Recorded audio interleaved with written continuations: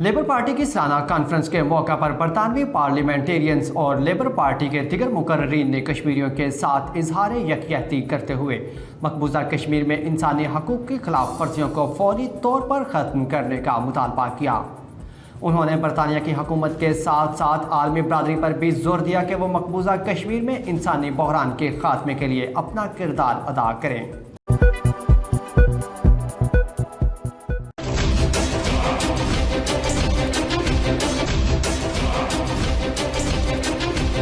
Labour friends of Kashmir نے برٹن میں labour party کی سالانہ کانفرنس کی سائیڈ لائنز پر ایک تقریب کا اہتمام کیا۔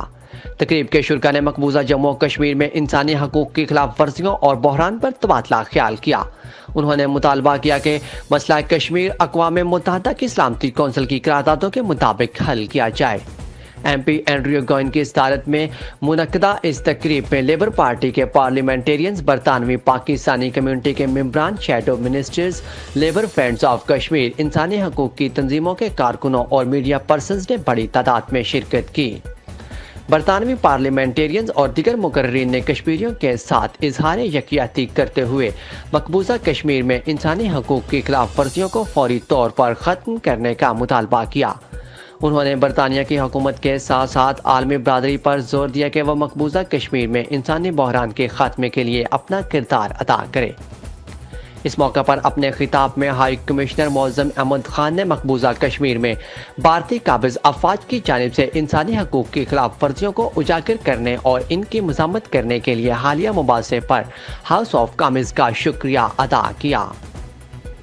انہوں نے اس حقیقت کو سراہا کہ برطانوی پارلیمنٹ کشمیر میں جاری انسانی حقوق کی سنگین خلاف ورزیوں پر توجہ مرکوز رکھے ہوئے ہے۔ انہوں نے پارلیمنٹیرینز پر زور دیا کہ وہ مسئلہ کشمیر کو اس کے تمام انسانی، سیاسی، معاشی اور انسان دوست پہلوؤں کو مد نظر رکھیں اور مسئلے کے حل کے لیے اپنا کردار ادا کریں۔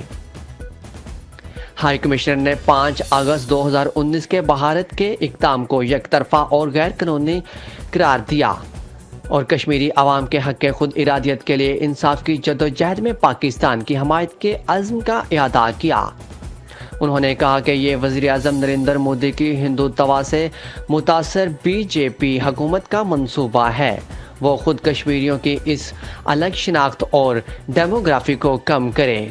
انہوں نے کشمیری رہنما سید علی شاہ گیلانی کی میت کو باوقار طریقے سے دفن کرنے کی اجازت نہ دینے پر بھارتی حکومت کی مذمت کی۔ ہائی کمشنر نے شرکاء کو حکومت پاکستان کی جانب سے حال ہی میں مرتب کردہ مقبوضہ کشمیر پر ڈوزیر کی نمایاں خصوصیات کے بارے میں بھی بتایا۔ بعد از تقریب کے شرکاء میں ڈوزیر تقسیم کیا گیا۔